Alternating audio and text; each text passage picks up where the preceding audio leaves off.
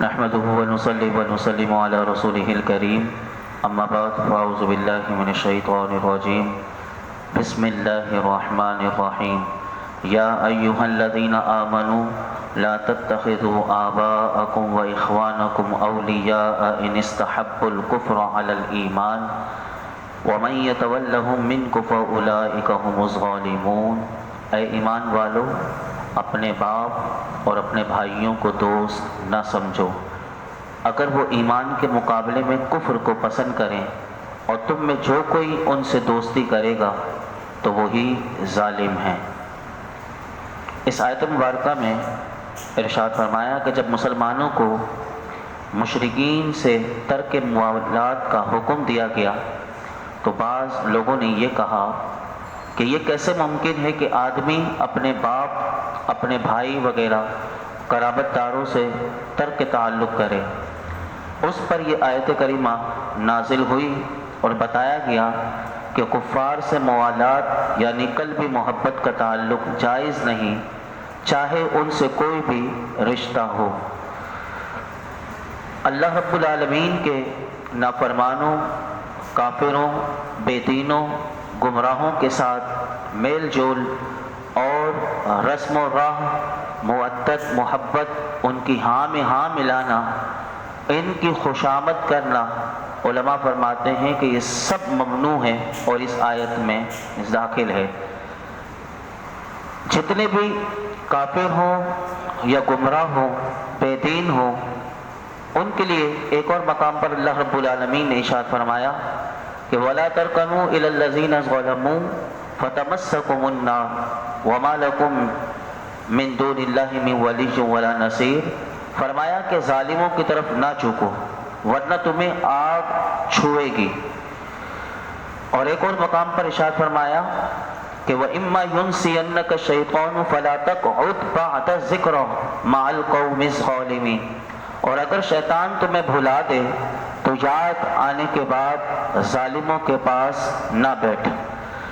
اس سے آپ اندازہ لگا سکتے ہیں کہ جو بد مذہب ہوں یا گمراہ ہوں، کافر ہوں، بے دین ہوں، ان دونوں آیتوں سے پتہ چل رہا ہے کہ ان کے ساتھ کسی بھی قسم کا میل جول رکھنا، رسم و راہ رکھنا، مودت اور محبت رکھنا، اس کو قرآن نے منع کر دیا۔ میرے آقا علیہ الصلوۃ والسلام اس حوالے سے کیا ارشاد فرماتے ہیں تو حضرت ابو ہریرہ رضی اللہ تعالیٰ عنہ سے روایت ہے کہ اللہ کے محبوب علیہ الصلوۃ والسلام نے ارشاد فرمایا ایاکم و ایاہم لا یضلونکم ولا یفتنونکم۔ ان سے الگ رہو، انہیں اپنے سے دور رکھو، کہیں وہ تمہیں بہکا نہ دیں اور وہ تمہیں فتنے میں نہ ڈال دیں۔ اسی طرح ایک اور حدیث پاک میں میرے آقا علیہ الصلوۃ والسلام نے ایسے لوگ جو گمراہ ہوں، جس کے بارے میں ابھی میں آپ کے سامنے عرض کیا، حضور فرماتے ہیں، حضرت عبداللہ بن عمر رضی اللہ عنہما اس حدیث پاک کو روایت کرتے ہیں کہ اللہ کے محبوب علیہ الصلوۃ والسلام نے ارشاد فرمایا ان مریضوا فلا تعودوہم وان ماتوا فلا تشہدوہم۔ اگر یہ بیمار پڑیں تو ان کی عیادت نہ کرو، اگر مر جائیں تو ان کے جنازے میں بھی نہ جاؤ۔ یعنی آپ اندازہ لگا سکتے ہیں کہ جہاں دیگر احادیث میں بیمار کی عیادت کی کتنی بڑی بڑی برکتیں ہیں، اتنی فضیلتیں بیان کی گئی، یہاں پر فرمایا کہ جو کافر ہیں، بے دین ہیں، گمراہ ہیں، اگر یہ بیمار بھی پڑ جائیں تو فرمایا ان کی عیادت کرنے بھی نہ جانا، اگر یہ مر جائیں تو فرمایا ان کے جنازے میں بھی شامل نہ ہونا۔ اور ایک اور حدیث پاک میں یہ الفاظ بھی ملتے ہیں کہ وَإِن لَقِيتُمُوهُمْ فَلَا تُسَلِّمُوا عَلَيْهِمْ، اگر تم ان سے ملو تو انہیں سلام تک نہ کرو۔ اور حضرت عبداللہ بن مسعود رضی اللہ تعالیٰ عنہ سے روایت ہے کہ اللہ کے محبوب علیہ الصلوۃ والسلام نے ارشاد فرمایا کہ اللہ نے میرے لیے میرے صحابہ کو منتخب فرمایا، انہیں میرا ساتھی اور قریبی عزیز بنایا۔ ان قریب کچھ لوگ ایسے آئیں گے جو صحابہ کرام کی شان میں گستاخی کریں گے اور انہیں برا بھلا کہیں گے۔ یہ لوگ آج اس زمانے میں بالکل موجود ہیں کہ جو صحابہ کرام کے بارے میں اپنی زبان کھولتے ہیں۔ میرے آقا ان کے بارے میں کیا ارشاد فرماتے ہیں، بڑا غور سے سنیے گا۔ حضور فرماتے ہیں میرے صحابہ کی شان میں گستاخی کریں، انہیں برا بھلا کہیں، تو فرمایا کہ اگر تم انہیں پاؤ تو فرمایا ان کے ساتھ نکاح کرنا، نہ ان کے ساتھ کھانا پینا، نہ ان کے ساتھ نماز پڑھنا اور نہ ان پر نماز پڑھنا، یعنی 4 کام بتا دیے۔ ایسے لوگ آج کے زمانے میں پائے جاتے ہیں کہ بعض لوگ رشتہ کر لیں نہ کر لیں تو ان کے لیے میرے حضور نے بتا دیا، کھانا پینا تک منع کر دیا، فرمایا کہ ان کے ساتھ نماز بھی نہ پڑھنا، اگر مر جائیں تو ان کے اوپر نماز بھی نہ پڑھنا۔ اور ان آیات احادیث کو سامنے رکھتے ہوئے علماء فرماتے ہیں ہمیں چاہیے کہ ہم ایسے بد مذہبوں سے کوسوں دور بھاگیں اور نہ کہ ان کے ساتھ بیٹھیں، ان کی دعوتوں میں، ان کی شادی غمی میں نہ شریک ہوں، کیونکہ یہ اللہ کا حکم ہے، یہ کسی مولوی صاحب کا حکم نہیں بلکہ اللہ اور اللہ کے رسول کا حکم ہے۔ اللہ رب العالمین ایسے شریروں کے شر سے ہمیں محفوظ فرمائے۔ آگے ارشاد فرمایا قل ان کان آباؤکم وابناؤکم واخوانکم وازواجکم وعشیرتکم واموال اقترفتموها وتجارۃ تخشون کسادها ومساکن ترضونها احب الیکم من اللہ ورسولہ وجہاد فی سبیلہ فتربصوا حتی یأتی اللہ بامرہ واللہ لا یہدی القوم الفاسقین۔ تم فرماؤ اگر تمہارے باپ اور تمہارے بیٹے اور تمہارے بھائی اور تمہاری بیویاں اور تمہارا خاندان اور تمہاری کمائی کے مال اور وہ تجارت کہ جس کے نقصان سے تم ڈرتے ہو اور تمہارے پسندیدہ مکانات تمہیں اللہ اور اس کے رسول اور اس کی راہ میں جہاد کرنے سے زیادہ محبوب ہیں، تو فرمایا کہ انتظار کرو یہاں تک کہ اللہ اپنا حکم لائے، اور اللہ نافرمان لوگوں کو ہدایت نہیں دیتا۔ اس آیت میں اللہ رب العالمین نے اپنے محبوب سے فرمایا، محبوب جنہوں نے رشتہ داروں سے ترک تعلق کے بارے میں کلام کیا، آپ ان سے فرما دیں کہ اگر تمہارے باپ ہوں، تمہارے بیٹے ہوں، تمہارے بھائی ہوں، تمہاری بیویاں ہوں، تمہارا خاندان ہو، تمہاری کمائی کے مال اور وہ تجارت کے جس کے نقصان سے تم ڈرتے ہو، تمہارے پسندیدہ مکانات تمہیں اللہ اور اس کے رسول کی اور اس کی راہ میں جہاد کرنے سے زیادہ محبوب ہیں، تو فرمایا کہ تم انتظار کرو یہاں تک کہ اللہ اپنا حکم لائے، اور اللہ مشرکین سے موالات کے معاملے میں نافرمانی کرنے والے لوگوں کو ہدایت نہیں دیتا۔ اس آیت کے ضمن میں اعلیٰ حضرت امام احمد رضا خان فاضل بریلوی نور اللہ مرکزہ فرماتے ہیں کہ اس آیت سے غور کرو تو یہ معلوم ہوا کہ جسے دنیا جہاں میں کوئی بھی معزز، کوئی عزیز، کوئی مال،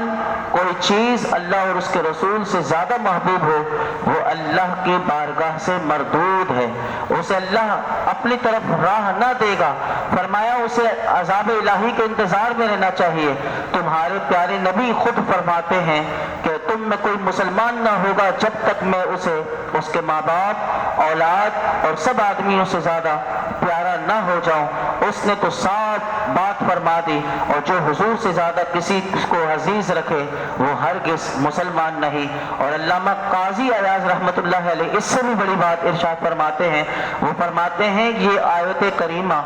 رسول اللہ صلی اللہ علیہ وسلم کی محبت کے لازم ہونے، یعنی فرض ہونے اور اہم چیز ہونے، اور آپ صلی اللہ علیہ وسلم کے اس محبت کے اصل مستحق ہونے کے بارے میں ترغیب بھی ہے، تنبیہ بھی ہے، دلیل بھی ہے اور حجت بھی ہے۔ اور فرمایا کہ جس نے اپنی آل، اولاد اور مال کی محبت کو اللہ اور اس کے رسول کی محبت سے زیادہ سمجھا، تو فرماتے ہیں اس آیت میں اللہ نے اسے تنبیہ کی ہے، خبردار کیا ہے، اور ایسے کو ڈراتے ہوئے اللہ نے کہا ہے کہ انتظار کرو کہ پھر اللہ اپنا حکم لائے۔ اور فرمایا ایسے لوگوں کو اللہ نے فاسق کہا، اور فرمایا جو فاسق ہوں، ایسے گمراہ لوگ ہوں، تو فرمایا ایسے لوگوں کو اللہ ہدایت نہیں دیتا۔ اور حضرت انس رضی اللہ تعالیٰ عنہ سے روایت ہے کہ رسول اللہ صلی اللہ علیہ وسلم نے ارشاد فرمایا کہ جس شخص میں 3 باتیں ہوں گی اس نے ایمان کی حلاوت پائی۔ فرمایا اللہ اور اس کا رسول ان کے ماں سوا یعنی سب سے زیادہ اسے محبوب ہو۔ نمبر 2 فرمایا کہ اللہ ہی کے لیے کسی سے محبت کرے، اور نمبر 3 فرمایا کفر کی طرف لوٹنے کو ایسا برا جانے کہ جیسا کہ آگ میں ڈالے جانے کو برا جانے۔ اور یہاں سے پتہ چلا کہ میرے آقا علیہ الصلوۃ والسلام سے اگر کوئی محبت رکھے تو اس کا ثواب کے بارے میں بھی بے شمار احادیث مبارک آتی ہیں۔ میں ایک حدیث پاک آپ کے سامنے رکھتا ہوں۔ حضرت انس رضی اللہ تعالیٰ عنہ سے فرماتے ہیں کہ ایک شخص نبی کریم صلی اللہ علیہ وسلم کی بارگاہ میں حاضر ہوا اور عرض کی کہ یا رسول اللہ صلی اللہ علیہ وسلم قیامت کب آئے گی؟ میرے آقا نے ارشاد فرمایا تو نے اس کے لیے کیا تیاری کی؟ اس نے عرض کی کہ میرے پاس اس کے لیے نہ نمازوں کی کثرت ہے نہ روزہ ہے، اور فرمایا کہ اور صدقہ ہے، یعنی یہ تینوں چیزیں زیادہ نہیں۔ فرمایا لیکن میں اللہ اور اس کے رسول کو سب سے زیادہ محبوب رکھتا ہوں۔ کب؟ میرے آقا نے اس سے فرمایا تو اس کے ساتھ ہے کہ جس کو تو محبت رکھتا ہے، یعنی جس کو تو محبوب رکھتا ہے۔ تو یہ دیکھیے کہ حضور کی محبت اگر کوئی رکھتے ہیں تو میرے آقا علیہ الصلوۃ والسلام نے ارشاد فرما دیا کہ جس سے تو محبت رکھے گا قیامت کے دن تو اسی کے ساتھ ہوگا۔ اور محبت رسول کی علامات کیا ہیں؟ تو علامات کے بارے میں علماء نے 8 علامتیں لکھی ہیں۔ اگر کوئی اپنے آپ کو چیک کرنا چاہے کہ میرے اندر حضور کی محبت کتنی ہے تو علماء فرماتے ہیں کہ ان 8 باتوں کو اپنے پیش نظر رکھے تو اسے پتہ چلے گا کہ حضور کی علامات اس کے اندر محبت کی ہیں یا نہیں۔ نمبر 1، اپنے اقوال اور افعال میں نبی کریم صلی اللہ علیہ وسلم کی پیروی کرنا، یعنی سرکار نے جو کام کرنے کا حکم دیا انہیں کرنا اور جن سے منع کیا ان سے رک جانا، نبی اکرم صلی اللہ علیہ وسلم کی سنتوں پر عمل کرنا، یہ سب سے پہلی علامت ہے۔ نمبر 2 فرمایا کہ نبی کریم صلی اللہ علیہ وسلم نے جس عمل کی ترغیب دی ہے اسے اپنی نفسانی اور شہوانی خواہشات پر ترجیح دینا، یہ دوسری علامت ہے۔ تیسری علامت فرمایا کہ بکثرت نبی کریم صلی اللہ علیہ وسلم کا ذکر جمیل کرنا اور آپ پر ہمیشہ درود شریف پڑھنا اور حضور کی سیرت طیبہ کا مطالعہ کرنا، یہ تیسری علامت۔ چوتھی علامت فرمایا کہ ذکر حبیب کے وقت تعظیم اور توقیر بجا لانا اور میرے آقا کا نام سن کر انکساری کا اظہار کرنا، یہ چوتھی علامت۔ نمبر 5 فرمایا کہ جس سے حضور محبت رکھتے ہیں اس سے وہ بھی محبت کرتا ہو، یہ 5ویں علامت۔ چھٹی علامت فرمایا کہ جس چیز سے اللہ اور اس کے حبیب نے دشمنی رکھی ان سے دشمنی رکھنا اور جس سے عداوت رکھی اس سے کنارہ کشی کرنا۔ نمبر 7، یہ 7ویں علامت یہ ہے کہ فرمایا قرآن مجید سے محبت رکھنا، یہ بھی حضور سے محبت کی علامت ہے کہ جس کو قرآن سے محبت ہے گویا کہ اس کو حضور سے محبت ہے۔ اور 8ویں علامت بیان کی کہ رسول اللہ صلی اللہ علیہ وسلم کی امت کے ساتھ شفقت اور مہربانی سے پیش آنا، یہ بھی حضور سے محبت کی علامت ہے۔ اور اس آیت کے آخر میں اللہ نے یہ بھی ارشاد فرمایا کہ دین یا دنیا میں سے کسی ایک چیز کو اختیار کرنا پڑے تو اس آیت میں یہ پیغام ہے کہ مسلمان کو چاہیے کہ ہمیشہ وہ دین کو ترجیح دے اور دنیا کو چھوڑ کر وہ دین کو اختیار کرے۔ لیکن ہم جب اس معاشرے میں دیکھتے ہیں تو مسلمانوں کا حال اس سے الٹ نظر آتا ہے۔ وہ کیا کہ مسلمان اپنے دین کا نقصان برداشت کرنے میں کوئی دقت اور پریشانی محسوس نہیں کرتے، بلکہ بعض اوقات اس سے انتہائی لاپرواہی برتتے ہوئے نظر آتے ہیں، جبکہ اپنی دنیا کا نقصان لمحے بھر کے لیے بھی برداشت نہیں کرتے۔ اس کی مثال میں آپ کے سامنے رکھتا ہوں کہ مسلمان کو اگر نماز کا کہا جائے تو ایسے کئی ہمیں معاشرے میں ملتے ہیں کہ جو دنیاوی مصروفیات کا بہانہ اور کام کی زیادتی کا بہانہ بنا کر اللہ کی عبادت چھوڑ دیتے ہیں اور اللہ کی خاطر چند گھنٹوں کے لیے بھوک برداشت کرنے کو تیار نہیں ہوتے۔ اسی طرح مسلمان کو کاروباری اور تجارتی معاملات اگر کہا جائے کہ شرعی طریقے سے کرو تو پھر وہ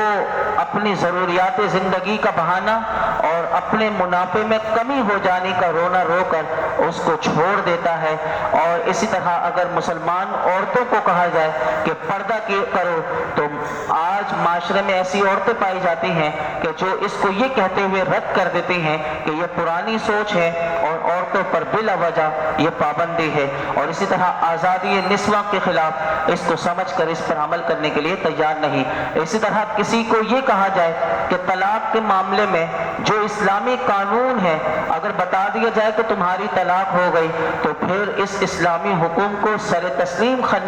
خم کرنے کے بجائے معاشرے میں آج ایسے لوگ پائے جاتے ہیں کہ جو ہیلے بہانے تراش کر ناجائز تعلقات کی زندگی گزارنے کے لیے آج پوری کوشش کرتے ہوئے نظر آتے ہیں۔ کوئی طلاق نہیں ہوئی، لفظ بدل دیتے ہیں، الفاظ بدل دیتے ہیں، پورے جملے بدل دیتے ہیں، اور صرف یہ کیا، صرف اپنی دنیا کو آباد کرنے کے لیے۔ یہ چند مثالیں تھیں۔ آج اگر آپ اس آیت کے ضمن میں غور کریں تو ایسا لگتا ہے کہ دین کو چھوڑ کر دنیا کو ترجیح دی جا رہی ہے۔ اس ایسے لوگوں کو لیے یہ آیت بہت بڑا پیغام ہے کہ جب اللہ اور اللہ کے رسول کی بات کو چھوڑ کر اپنی بات کو مانا جائے گا تو پھر ایسے لوگوں کے لیے پیغام یہی ہے کہ پھر تمہیں انتظار کرنا چاہیے کہ اللہ رب العالمین ایسے لوگوں کو پھر ہدایت بھی نہیں دیتا، پھر اللہ کا عذاب ایسے لوگوں پر آتا ہے۔ اللہ رب العالمین ہم سب کو غور و فکر کی توفیق عطا فرمائے۔ الحمدللہ رب العالمین والصلاة والسلام علی سید الانبیاء والمرسلین وعلی آلہ واصحابہ اجمعین۔ یا رب العالمین یا ارحم الراحمین، مولا کریم نماز اشادہ کرنا، درس قرآن دینا، مولا کریم درود پاک پڑھنا اپنی بارگاہ میں قبول فرما۔ ہم سب کو قرآن حکیم کا نور عطا فرما، قرآن حکیم کے نور میں زندگی گزارنے کی توفیق عطا فرما، ہمارے تمام صغیرہ کبیرہ گناہوں کو معاف فرما، اپنے اور اپنے حبیب کی سچی محبت عطا فرما، حق اور سچ بولنے کی توفیق عطا فرما۔ یا رب العالمین نمازوں میں خوش و خضوع عطا فرما، اخلاص اور یقین کی دولت عطا فرما، ہر قسم کے شریروں کے شر سے بچا لے، ظالموں کے ظلم سے بچا لے، جادو ٹونے نظر بد سے محفوظ فرما۔ یا اللہ ہر قسم کی بلاؤں سے، مصیبتوں سے، مولا کریم منافقوں کی منافقت سے، ہر قسم کے ظالم کے ظلم سے محفوظ فرما۔ یا رب العالمین درس قرآن میں یہ جتنے حاضرین موجود ہیں ان سب کی خالی جھولیوں کو، دامنوں کو مرادوں سے بھر دے۔ وصلی اللہ تعالی علی خیر خلق محمد وعلی آلہ وصحبہ